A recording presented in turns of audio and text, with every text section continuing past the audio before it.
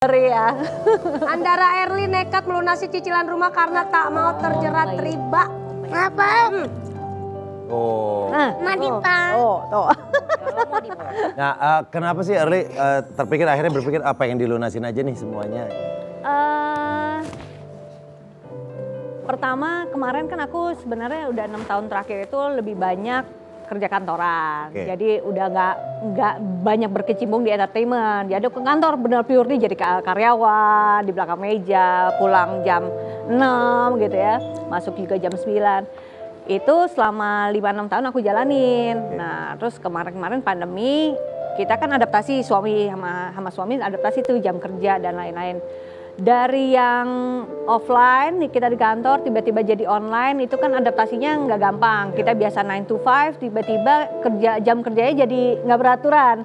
Bisa yang tiba-tiba jam 10 bisa dikejar-kejar sama bos minta kapan ini udah harus revisi bla bla bla bla bla bla. Jadi kita udah bener-bener nggak punya waktu yang pasti gitu. Jadi bener-bener ya agak berantakan. 2 tahun kita masih bisa adaptasi. Pas masuk tahun ketiga pandemi kita udah mulai wah ini lama-lama mental kita nih udah keserang gitu. Mental kita udah keserang, udah makin gak sehat, pressure udah makin tinggi, anak juga jadi kena gitu. Maksudnya kayak pressure di kantor tapi anak yang kena omelan gitu di rumah. Kamu gak ngertiin banget gini-gini gitu kan. Jadi serba salah gitu. Akhirnya suami mutusin udah deh dia resign duluan.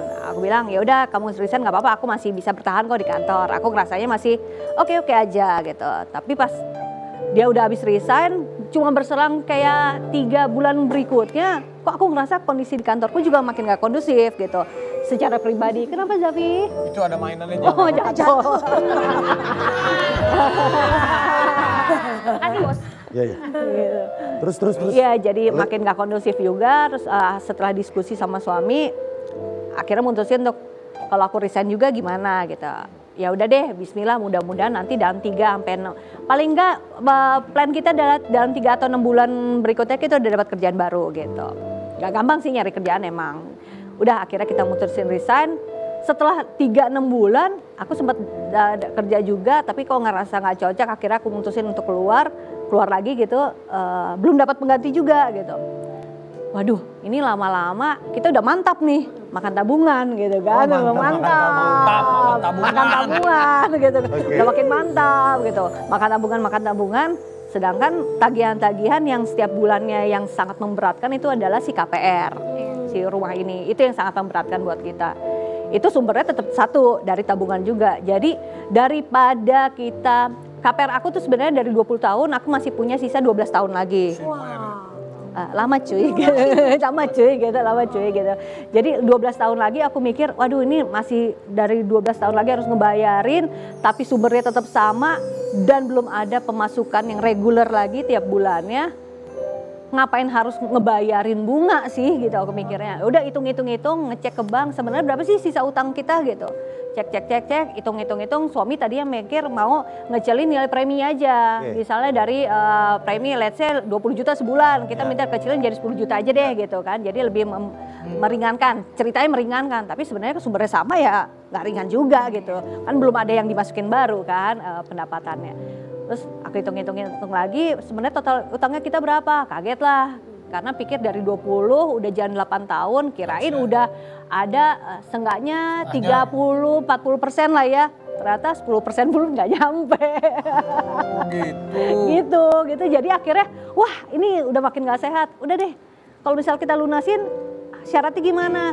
Ya ini bayar utang totalnya sisa utangnya semuanya plus penalti berapa persen? Ternyata penalti itu sedikit sekali, nggak nyampe 5% dari total utang semuanya. Jadi daripada aku nambahin utang harus bayar berapa M berikutnya gitu sampai 12 tahun, mendingan bayar penalti, biarpun habis itu pas gini, rekening habis. Calon rezeki mah ada lagi.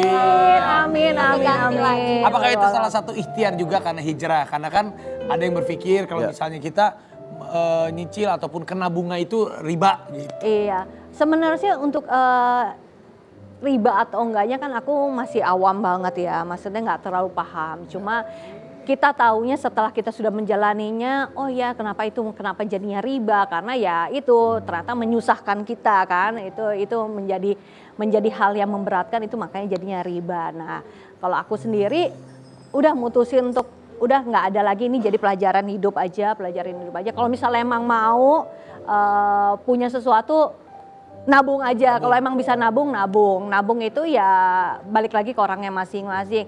Kita punya berapapun pendapatan yang kita punya, mau nabung cuma di celengan kayak atau mau dijadiin emas kayak Ciki gitu. Itu bisa semuanya. Jangan besar pasak daripada tiang. Nah itu, jadi misalnya gaji cuma 5 juta tapi pengen nyicil rumah yang harganya 2M, ya jangan gitu juga. Iya gitu, jadi ya udah sesuai kemampuan aja.